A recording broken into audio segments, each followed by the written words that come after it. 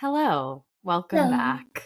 welcome. I am Olivia, And I am Amy, and and this this is is Girls Girls Gone Gone Spooky. Spooky. Beep boop. Yeah, now we have it down. Okay. Today's theme.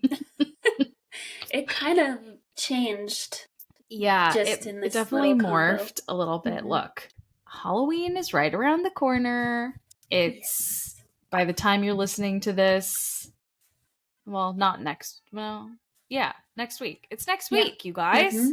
Oh my god. Yeah, T minus 6 days till Halloween. Yeah.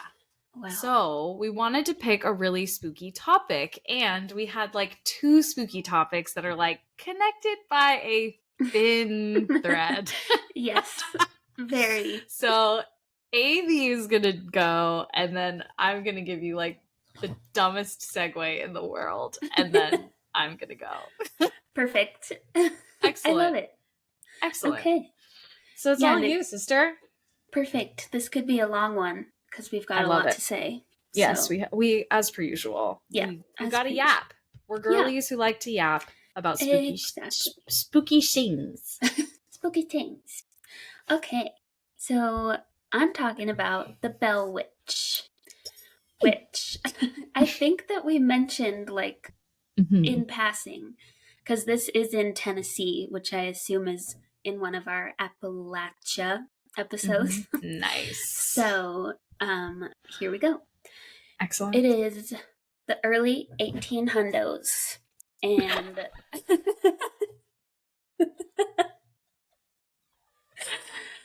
that just came out. That Okay. was good. The It was early the early 1800s. 1800s. Oh man, I think that's Amy's got from The fuckboy Office. energy today. Is it from The Office? I think so. Oh, probably. But what scene was it? It's like, I'd say about 1800s. He's like Mm. estimating the square footage of something. I don't know. But anyway, That's very funny. in the early 1800s, um, John Bell and his family moved to Red River, Tennessee, which is now called Adams, Tennessee. And they bought a large house and a large tract of land. And in the first decade of living there, they were really successful. But in 1817, really weird things started to happen. Of course. Yeah, How any good story begins. exactly. So the first thing was that John Bell was out Mhm. inspecting the cornfields, and he encountered a really creepy looking animal. Oh, So he described the animal as having the body of a dog and the head of a rabbit, which what? is That another, was really unexpected. yeah, really weird combo, and also another Office reference, Oh, which is, I don't even remember what scene that is either, but it's like he's the body of an eagle and the oh head yeah, of a snake. He just keeps yeah. going forever. So, anyway, body of a dog, head of a rabbit. And John shot at the animal several times, but it managed to get away. Mm. And later that night, the Bell family was just hanging out and they started hearing knocking on the outer walls of the house, like all around. Oh, Yeah. And this knocking continued every night for weeks. And the family would run outside to see what was happening, but there would be nothing there, of course. Mm. A few days after he first saw that animal, one of the Bell's sons, named Drury, weird name, As in like saw, Drury Lane. uh, like drew the name with an Mm. RY on the end. Oh, even Yeah. weirder. Mm-hmm. At least we could call him the Muffin Man if it was Yeah. Drury. Drury Lane. God, that's Yeah, really hard true. to say. Drury. Drury. Yeah. Hopefully he went by Drew, but I Yeah, guess you never know. yeah. Who knows? A lot of But pride in that yeah. name. That shitty name. Mm-hmm. Drury saw an impossibly large bird just outside the house. Mm. So, two weird animal sightings, and then it really escalates because Betsy, who's the Bell's youngest daughter, saw a young girl in a green dress hanging from her neck in the oak tree in front of their house. Oh, Yeah. She tried I to was call to not the girl. expecting that. Oh I my know. God. No response. So she went inside to get help, and when they came back out, she was gone. So What the probably fuck? just a hallucination. I don't know. Yeah. Or a Um, ghost is. yes, exactly. Or a demon. Or a Who knows? demon. Yeah, for Yeah, sure, a demon. a The demon. knocking. Also, though, Yeah, the big, like, impossibly large bird is giving La Lechusa, the that's owl, true. Yeah. the owl witch, who's like Hmm. very evil and like probably Yeah. also demonic. Yeah. But all that That's a good knocking and point. stuff, I don't know. Hmm. That one story we read was like very Yeah, much that's true. similar vibes. Yeah. Hmm. This is a very interesting story. There's so much to it. We Really? will talk Okay. about it at the end. I'm ready. Um, yeah. Okay. So the little girl was gone. And as time went on, the children, the Bell children, started waking up in the night complaining that their covers and pillows were being pulled off the bed and that there were rats chewing Ooh. on their bedposts. Ooh. And I don't know if there were actually rats there or if Or this if they was just like a, heard scratching. yeah, or like a shared That's dream worse. situation, even. Oh. I don't know, but Mhm. still scary. And the next thing to happen was that the Bells started hearing whispering that was hard to make out, but from what they could hear, the voice sounded like that of an old woman. Oh, okay. Yeah, yikes. Good, good, And good, good, of the whole family, which I don't know how many kids they had, but it seems like a lot. Um, Classic for the 18-hundos. yes, classic 18-hundo move to have like 8 kids. I wouldn't be surprised, Yeah. but poor little Betsy was the most tormented. Oh. Yeah. She would, like, whatever this entity was, would pull Betsy's hair and slap her hard enough to leave welts and handprints on her Oh skin. my God. Yeah.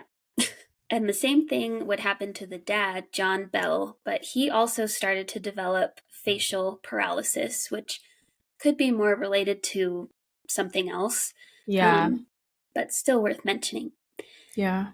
And some family members, though, did not have any bad experiences. They would hear all of the stuff, like the knocking and the whispering, but some accounts say that Lucy Bell, John's wife, the entity would bring her fresh fruits and nuts and would whisper what sounded like hymns to her. So, like Whoa. singing hymns and being nice. Like Um, religious hymns? That's yeah, terrifying. which is also so weird that there's like a religious component if this is a demon. Like, aren't Yeah, they but what usually a perfect cover repulsed? is to Yeah, like lull her into some like true. false sense of like trust and security Yeah, while they that's true. demonize, well, not demonize, but terrorize the family. Yeah, that's true. Very strange. That's Because, very strange. yeah, one article talked about how Lucy was like, hey man, why are you doing this to my family? Hey, man. And this entity said, like, something about the husband mainly, that she was trying to hurt him, but would never Oh. hurt Lucy. And even told her that she was the most perfect woman to exist. So, very different experiences Yeah. amongst the family. But Interesting. And I guess the kids like have some of him in them, so it hates them there, too by yeah, association. yeah. Weird. Other than one kid, John Bell Jr., he Mm-hmm. was fine. They didn't Oh. do anything to him. But the rest, it was game on. So, Wow. um, once the attacks, like the slapping and all that with Betsy, grew more serious, John decided to bring others in on what had been the family's secret up to this point. So he told their neighbor James Johnston about what had been happening. And though he was skeptical at first, James and his wife agreed to spend the night at the Bells' house, which is good friends. Yeah, really good And- friends. Maybe also idiots. We'll see. Yeah, too trusting or something. But yeah, because during the night, they experienced the same things that the Bells had been, with their blankets being ripped off the bed and James got slapped in the face. Whoa. So, other than that, like validating the whole experience that the Bell family was having, it didn't really have any benefit for anyone because the entity, which had previously been only speaking in whispers, now had like a very loud and clear voice. Oh. Yeah. And it would sing hymns, quote scripture, and once even repeated a sermon that was being delivered on that Sunday, word for word. Which is so strange. The fuck? Yeah. Don't know what to make of that. Oh, I hate that. Yeah.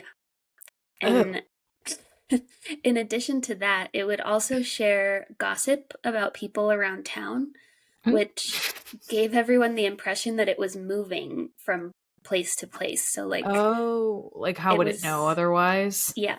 I see. It was definitely centered on the Bell family, but like it was bouncing around getting the intel on everybody else, I guess. Getting a scoop.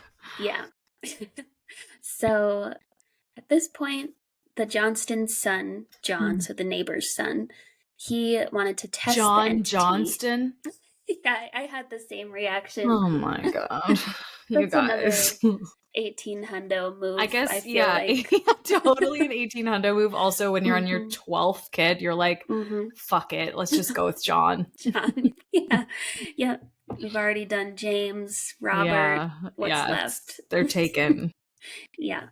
So John Johnston, he wants to test this entity. So he tries asking it a question that only his family would know the answer to. And he asked it what his Dutch grandmother would say to the people they had enslaved when she thought they did something wrong.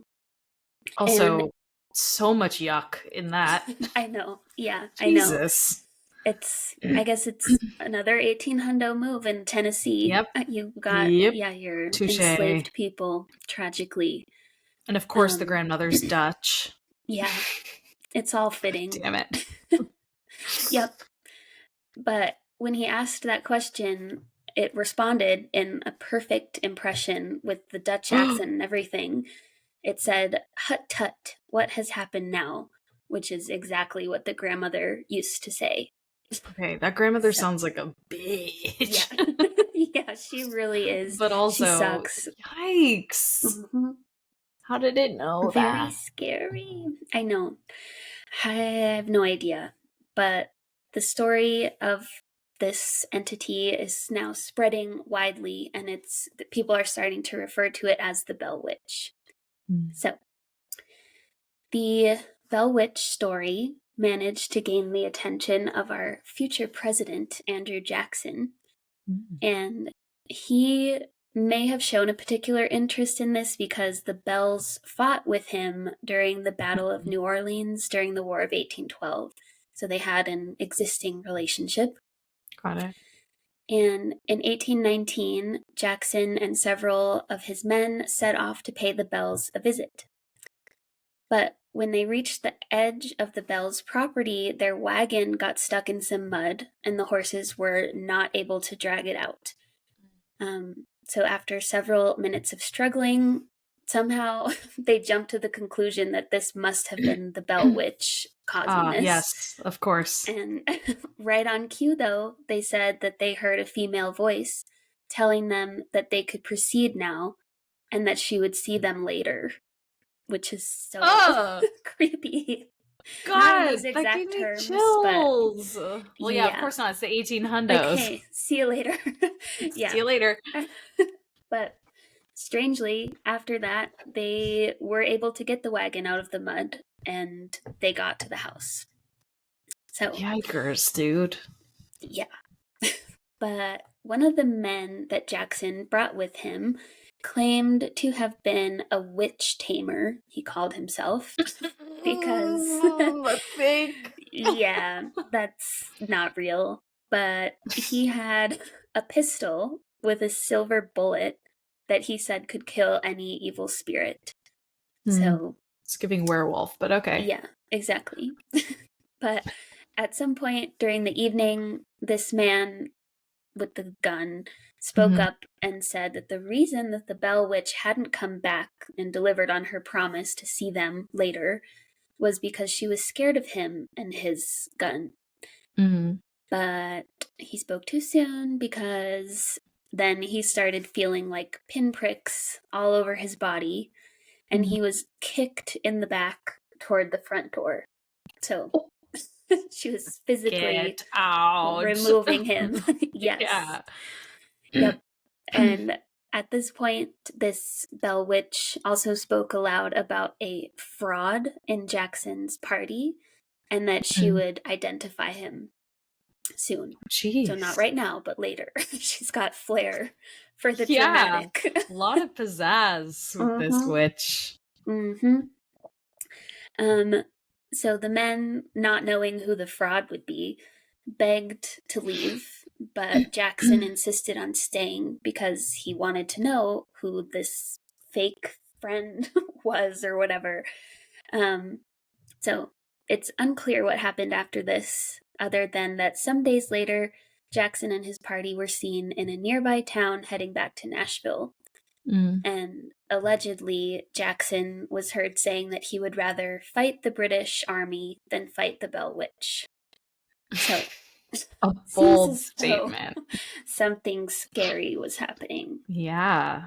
Jeez Louise. Yep. But by the next year, which is 1820, John Bell Sr.'s health had taken a turn. So he had been experiencing that facial paralysis, but he had also developed difficulty swallowing and some other neurologic symptoms that kept him mostly confined to the house. And poor guy, the Bell Witch would slap him and pull off his shoes whenever he tried to get up and walk. So whenever he was feeling well enough, she'd be like, nope. Nope. Yep. And she also took to calling him Old Jack. So who knows why. But on December 20th, 1820, John passed away after suffering a seizure that put him into a coma the day prior.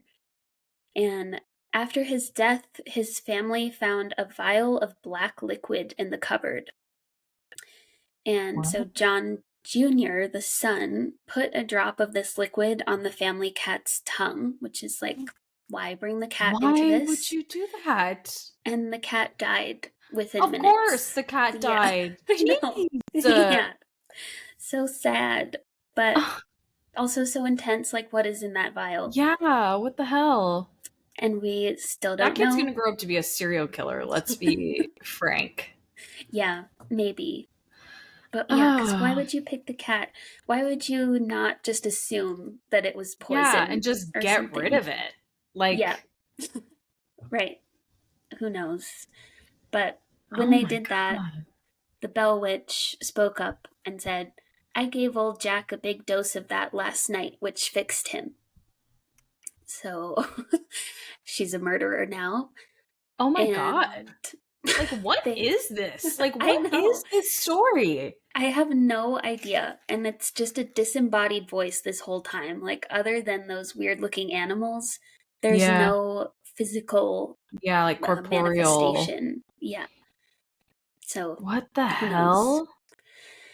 But yeah, they tossed the vial into the fire, and when they did that, a blue flame burst out, according to their stories. I mean, also, like, just throw it out. Don't put it in the fire. What if the fumes are toxic? Yeah. Oh my God, these people. True. People need a better education in the 1800s. Yes, absolutely. Or just common sense, maybe? Yeah. I don't know.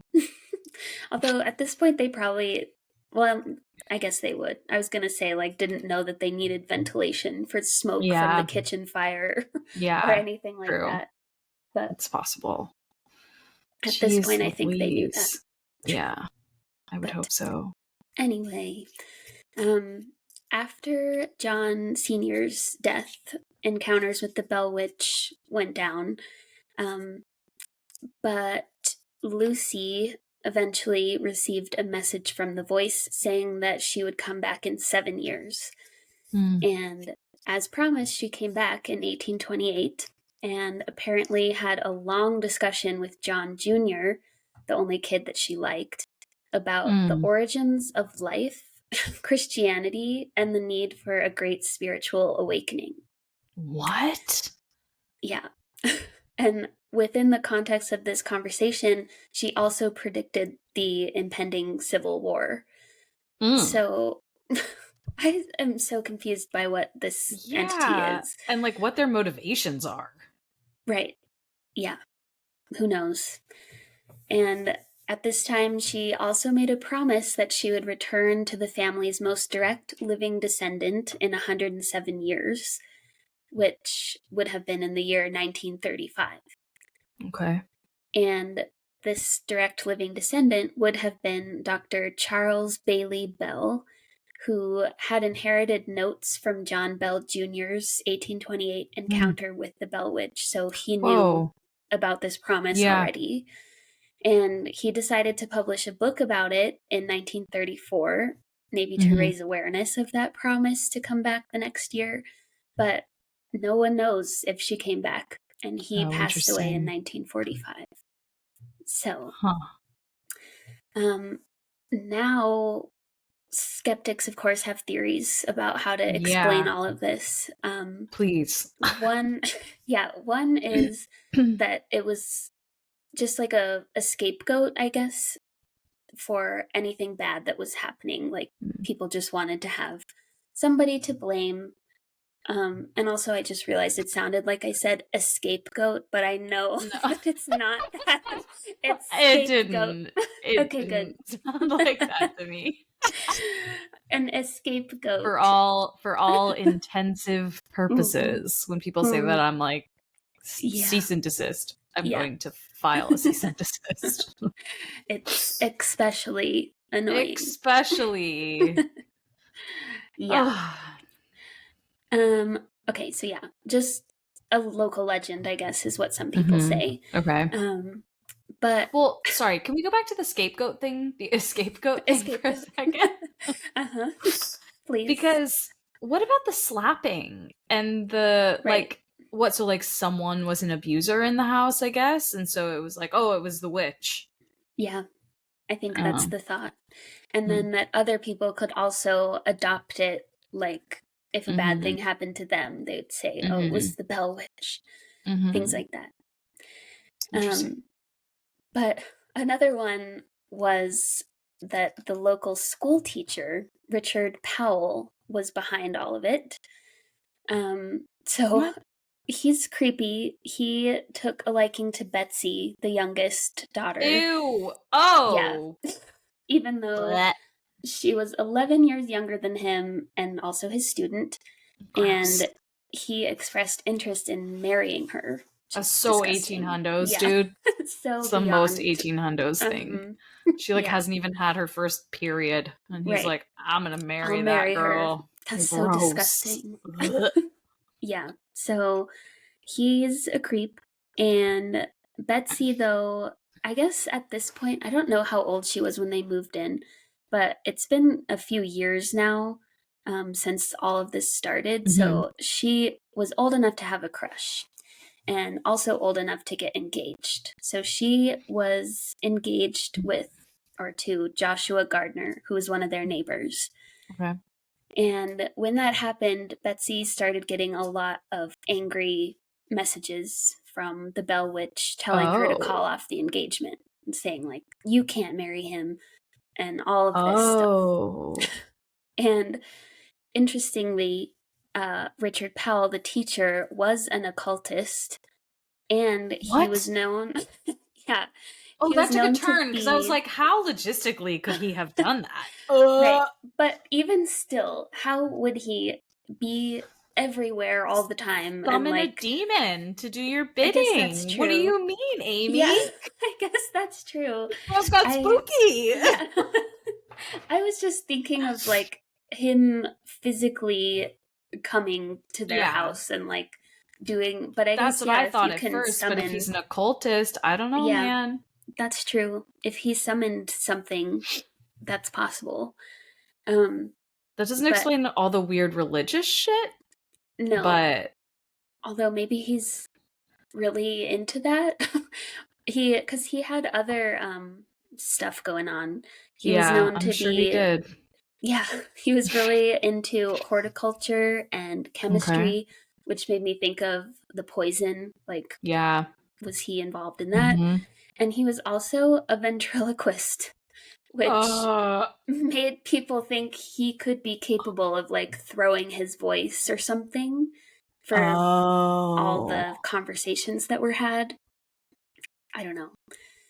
And I some don't people like that. also wondered, like, since he openly was into Betsy Mm. and they had a It's just like a pedophile with no shame. right, Like, what the yeah, fuck?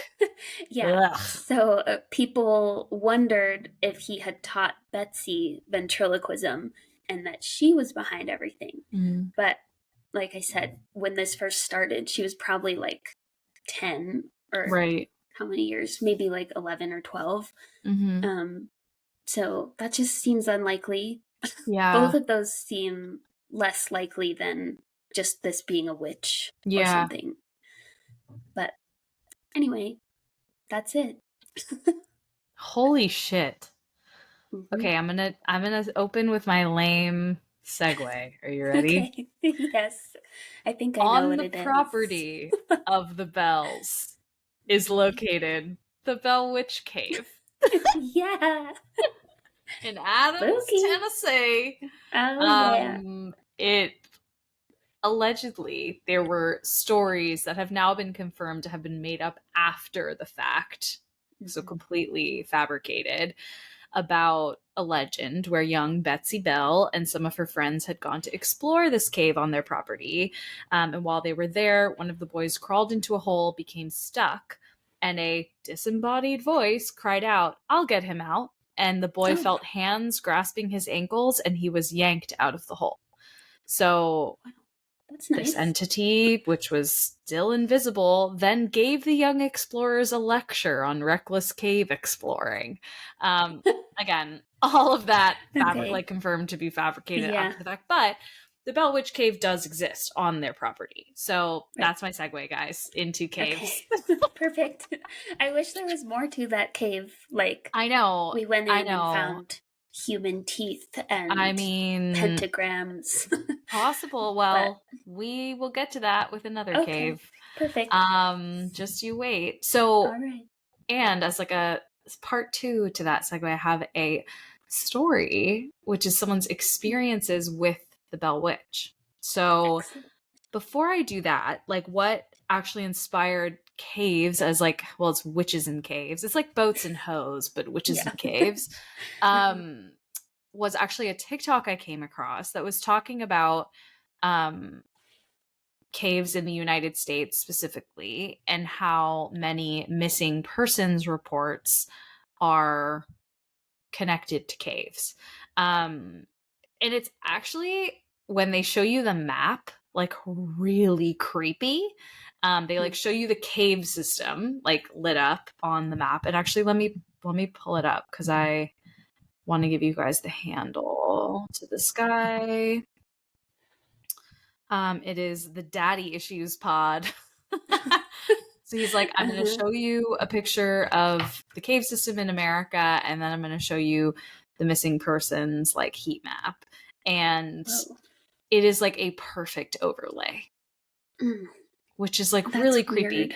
And when you Hmm. think about it, you're like, okay, to some extent, of course, because like if people are cave exploring or spelunking or whatever, like yeah, people are going to go Yeah, missing because they die. Um, that's true. but the volume is really concerning.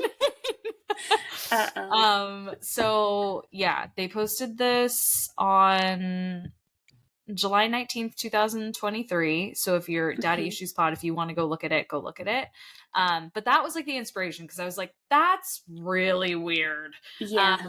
Why is that? And even if it's like not, obviously not all of that is like just not innocent, but like, natural deaths by accident.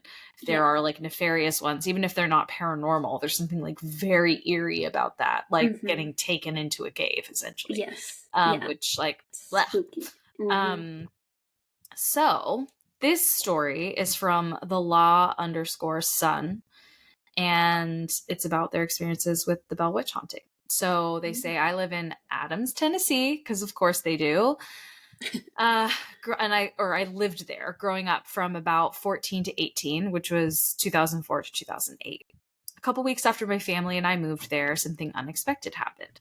I was mowing on my dad's tractor with a big 8-foot wide back end mower, and I was going down a hill when my horizon line violently was thrown around as the tractor tires hit something. I disengaged the mower, pulled the tractor around at the base of the hill that I had just gone down. My blood went cold as I look up through the swath I had just cut, like a buzzer going down the middle of someone's head, making a lane in the grass. In that lane were 4 Native American burial graves. My parents started reaching out to anyone who might be able to help us identify the graves, anthropologists, historians, accredited people, etc. And those people unanimously agreed that these 4 graves were from the Trail of Tears. They corroborated this from what I remember because of how the graves were laid, very, very shallow, with a giant slab of stone where a gravestone would be. The fact that they were interred on a hillside to keep the water from sinking in and raising the bodies, since they had to bury them so quickly, and several other reasons that I don't remember. I consider myself it's like automatically so sad. Yeah.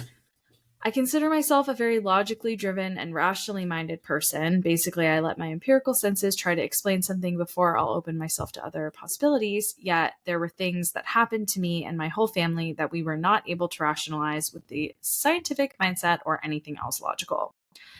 So they then say event 1. I'm like, I'm pretty sure event 1 was you discovering graves on your property. Burial but grounds. I get that that's also not paranormal, so like, got it.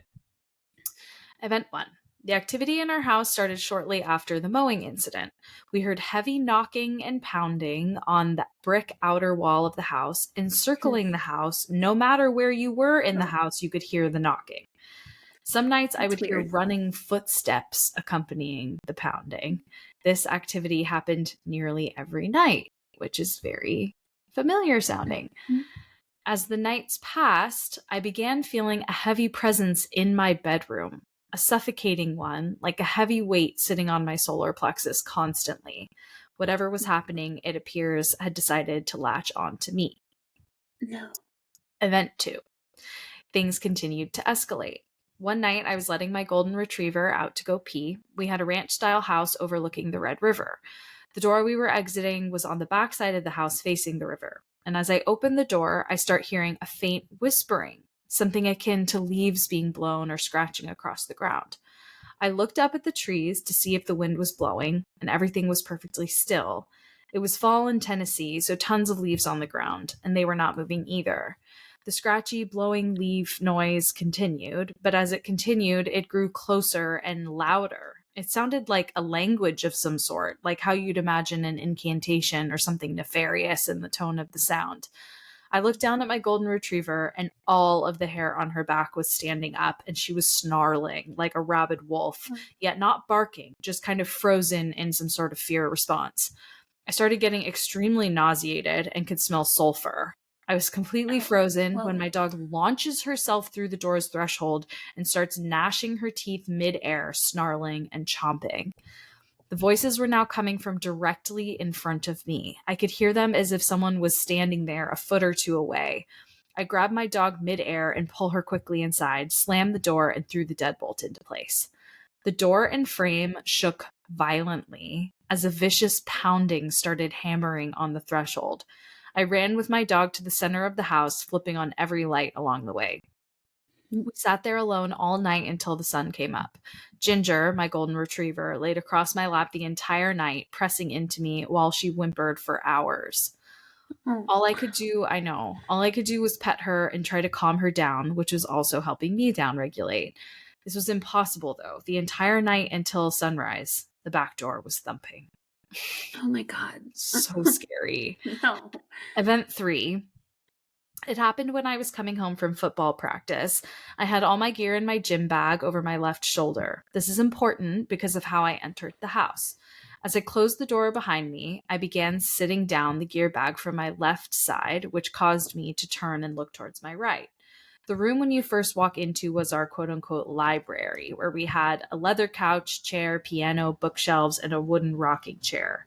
There was something sitting in the rocking chair. No. That's no. Horrible. Just a I was thinking, what classic a haunting. pleasant, yeah. I was like, what a pleasant room. And then I was like, oh, there's a rocking chair. Never mind. Yeah. Never mind. My peripheral vision caught it first, the chair going back and forth. As my vision centered on the chair, there was a humanoid looking shape sitting there, head glancing downward at the book it was holding. Long black hair drawn down over its head and completely void of light. To picture what I saw, imagine the silhouette of a person, but rather a void of light. The light coming in around the edges of it seemed to be eaten up by the presence as the light spilled over the contour edges of this humanoid shape, almost like how black holes are visualized. It felt like I had jumped off a bridge into ice-cold water. I blasted myself backwards against the door screaming and fell down onto the floor. And as I was falling, I saw the void blur suddenly as it shot across the walls of the house and out through a huge bay window overlooking the river.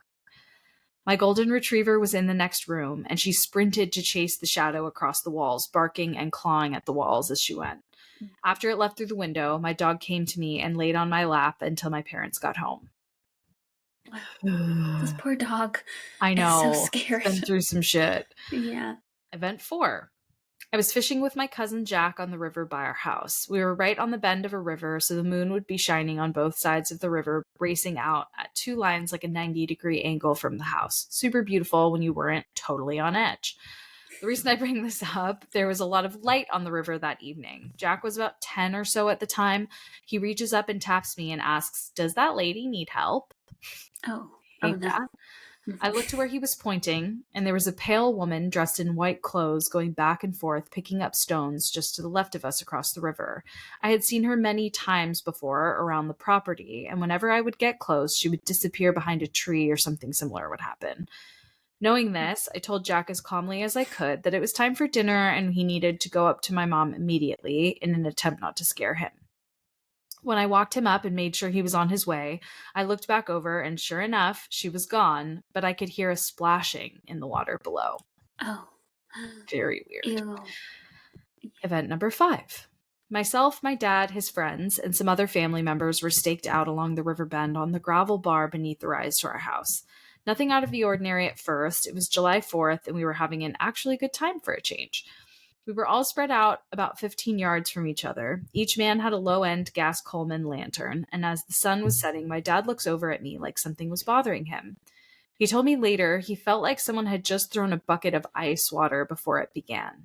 The sun had just gone down when this happened. In unison, all of the lanterns were cranked up full blast, then just as quickly became barely aflame. Then the fires roared to life again, down to barely aflame. Roared to life, then they went completely out. Right as the flames went out, we heard the most godforsaken scream by a woman across the river. Oh my gosh. Whatever it was, kept on screaming despite our best attempts to call out to help. As her scream seemed to reach a crescendo, it sounded like what I could only imagine a person's throat being cut, interrupting her scream. The sound of a dead weight fall of a human body tumbled down the hillside across from us and splashed violently into the water. At this point, all the guys had their flashlights out, and that's when something started swimming and splashing around in the water on both sides of the river bend. The splashing receded towards the opposite gravel bar, and whatever it was got out and started pacing back and forth across the rocks there. We were pointing all of our flashlights to where the sound was coming from, but we couldn't identify where it was originating from. It's safe to say we were running up the hill at this point. We all got inside the house, locked the doors, then gathered in the central living room. Nobody wanted to leave for fear of what was outside. We all stayed up that night because the wall pounding was more violent than it had ever been. Bam, bam, bam, all night like the ticking of some demonic clock. I didn't sleep for 2 days after this event. Ooh. Event 6. I lost Just time. keeps going. I know. I lost time. I was walking through the woods near the Bell Witch Cave. Here's my connection. One moment, it was completely sunny and blue skies about mid-afternoon. The next moment, it was overcast and looked like maybe 5 or 6 p.m. It's just like lost time walking by a cave, which is so weird. Event 7. Night terrors, torture dreams, being held down and brutally drawn and quartered, dreams of walking through the house and this void person placing their hand on my chest and pushing through my chest, body violently shaking in the dream as if I were having a seizure. It's like really bad dreams. Yeah. Event 8. I visited the Bell House and Plantation Marker in a tobacco field adjacent to my family's property. I brought friends to try and prove that something crazy was happening to my family.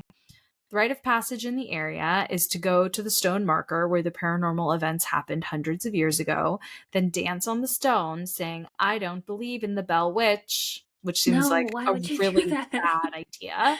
Yeah. I got them to promise that they wouldn't do that while we went. Good. So good thinking. Of course, the moment we get there, one guy who doubted the legends in a massive way jumps onto the stone marker and starts screaming, "I don't believe in the Bell Witch," as loud as he could. I got so upset with him. I'm the only one that knows the way back, so I said, "Come on, guys, we're leaving." And in this area, it's known as the Tennessee River Valley, so there's tons of flowing water around these tobacco fields. The reason this is important is because of what happened next. We're making good time walking back across this crop field, hundreds of yards long, and a mist starts rolling in from the river bends and begins to saturate the field. The temperature drops easily 25 degrees or so, and we start seeing our own breath. I begin to smell sulfur in the breeze. Oh no. As the mist became a fog, it began. I started hearing this wheezy and deeply cavernous sounding breath all around us, like being inside a cave that was breathing. Out of nowhere, we start hearing these giant blasting sounds, and I realized something was walking on the chopped tobacco stalks. Side note, when they harvest tobacco, they use a machete and cut them down at a 45-degree angle, leaving about 3.5 feet of brittle stalk poking out of the ground. So the walking on it is loud.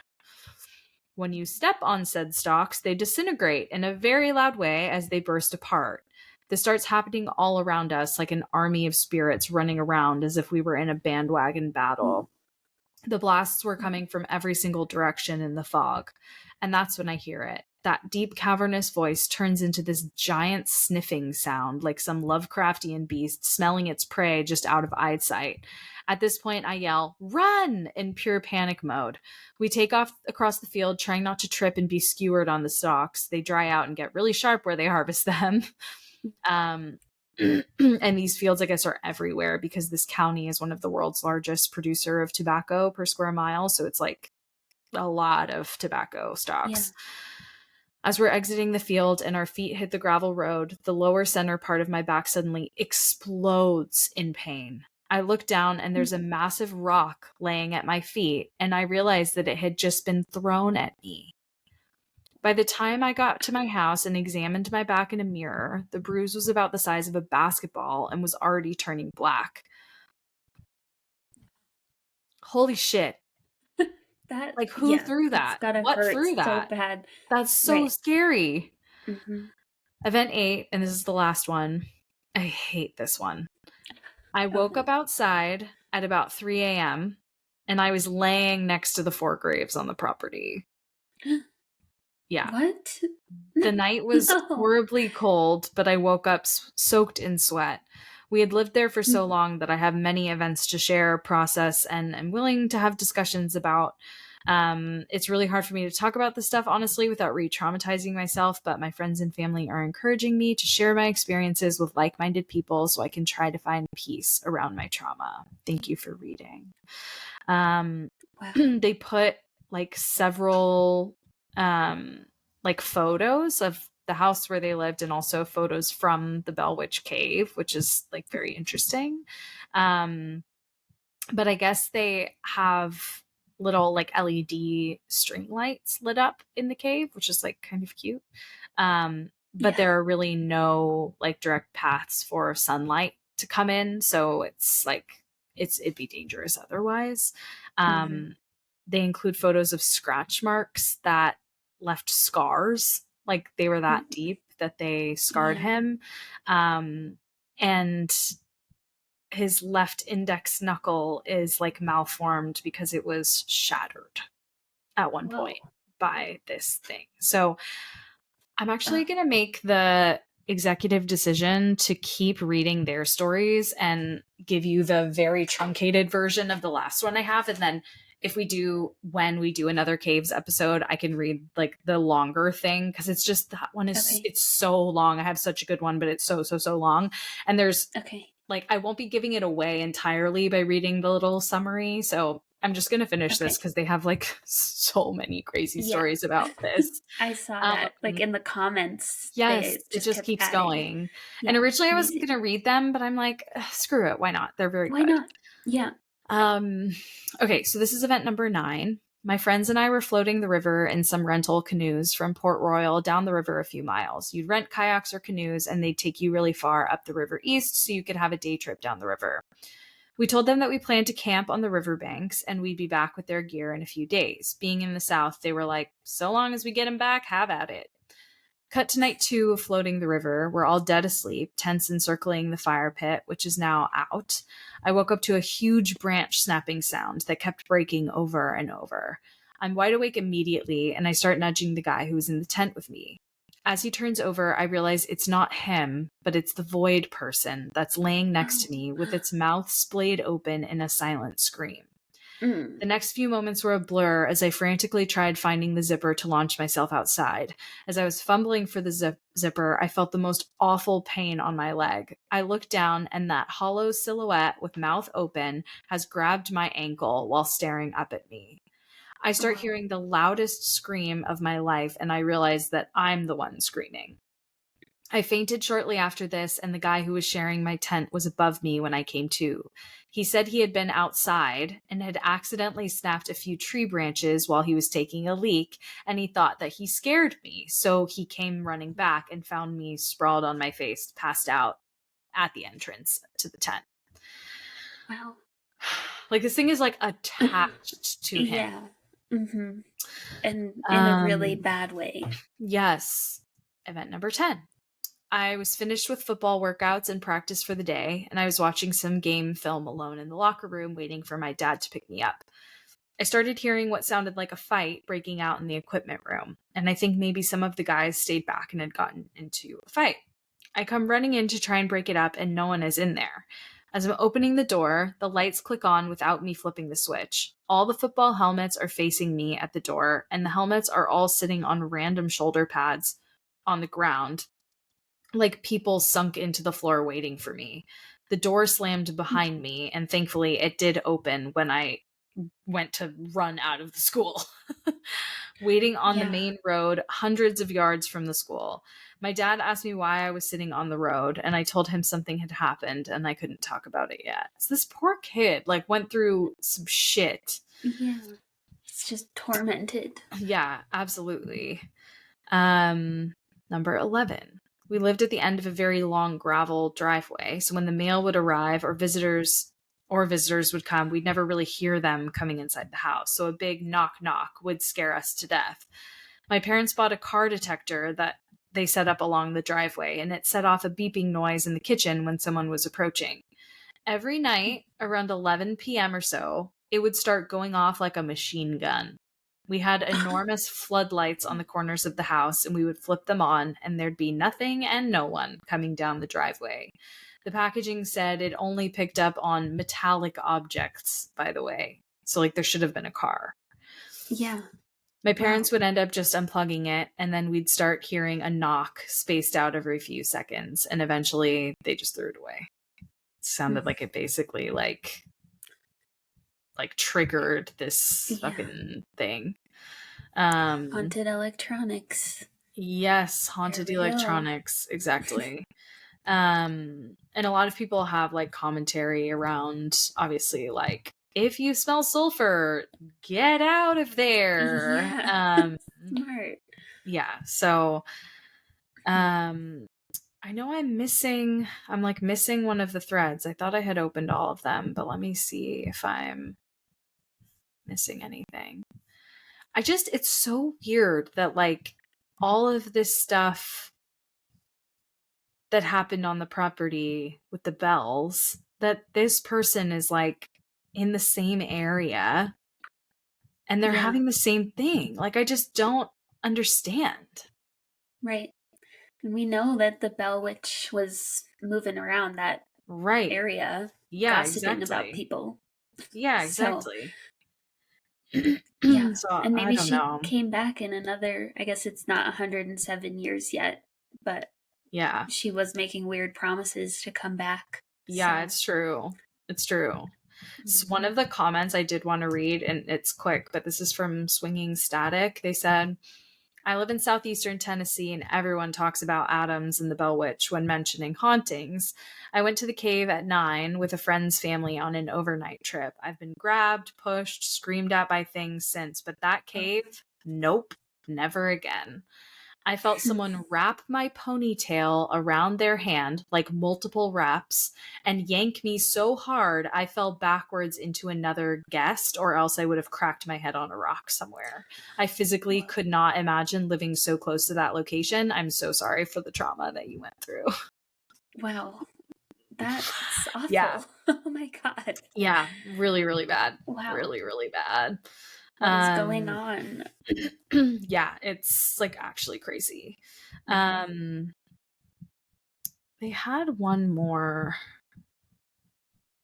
Okay, this is the last one I'll read from this thread. So this is event 16, so I missed a few, including the one where it shattered his knuckle, which is like actually crazy. Yeah. Um, they say we had 4 dogs, including Ginger and some cats. The other 3 dogs were outside pets. One was a German Shepherd Wolf mix that was actually the previous owner's dog named Pup. She was so wild, the owner had to just leave her there, and she was more at home on the property anyway. Pup was very skittish but enjoyed contact. The other 2 outside dogs, Sam and Coco, were strays or mutts, cool mixes, that we found driving our way home along Jack Smith on separate occasions. It was kind of funny. Every time I got home from school, the dogs would be waiting for me near the old gate entrance that bifurcated Jack Smith Road from our gravel driveway. They'd come running behind my truck down the gravel driveway every time, like a scene from Animal Farm. One day I'm coming home from Davidson Academy about 5 p.m., and the dogs, of course, are there at the gate, except for Ginger. I drive down to the house thinking she might just be out back with my dad, but he said he hadn't seen her for a while now. I get on the four-wheeler and start going around the property calling out for her. I don't hear anything as I'm searching the field across Jack Smith for her because sometimes she'd be over there exploring, but nothing. It dawns on me that I haven't checked the secret pasture yet. I'm not about to go there by myself, so I rush back home to get my dad. He's a little annoyed because he's finishing a phone call, but he got off the call and came with me to search for her. It's about 6 p.m. at this point. We arrive in the secret pasture and it's dead silent. I mean, no sound of life, no breeze, no bug sounds. Everything is completely still, like how I'd imagine one of those sound deprivation tanks would feel. We start calling out, Ginger, Ginger, where are you, girl? We're calling for about 5 minutes when I finally hear her whimpering.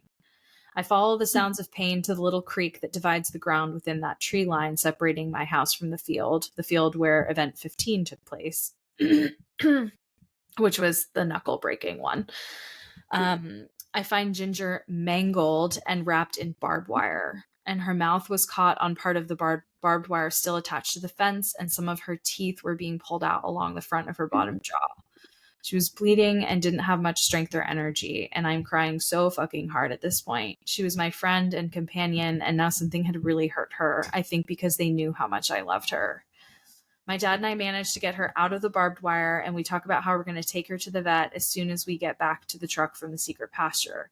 We arrive back at the truck, parked close to the tree line, maybe 20 yards away from those graves.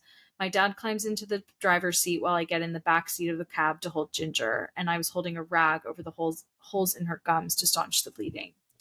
The truck's ignition won't turn over, and my dad starts cussing because he's stressed out beyond belief trying to get us out of there.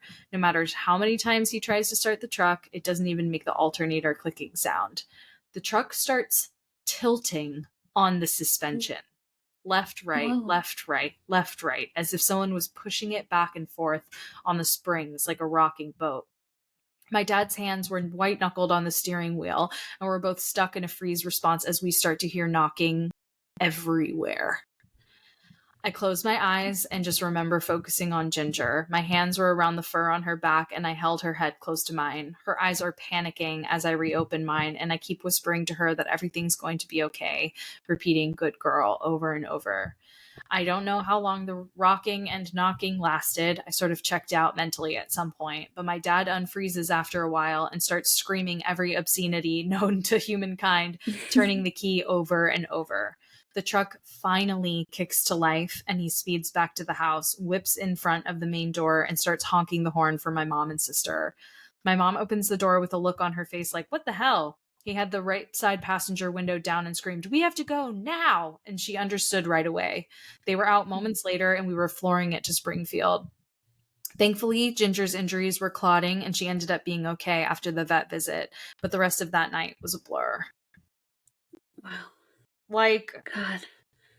what the hell? Oh. It's so scary and so sad. So scary and sad. Like, what the Ginger. heck? What is wrong with Yeah. this guy? This thing, this This entity, thing. this Yeah. thing. I hate it. I hate it. So yeah, that's that guy's experience with the Bell Witch haunting. That's horrible. That's like actually worse, so awful. almost, than the original hauntings. I mean, it just mainly because it's just so targeted at this one guy, it seems like. Yeah. Yeah. So it's awful. And there was more. Like, I'm not reading all of it even. Like, there's literally more stories. Like, it's so insane.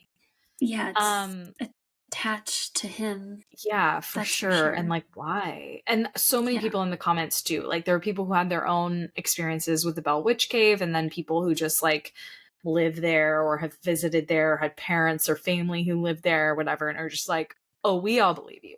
Like, that place is fucked. That whole area is fucked.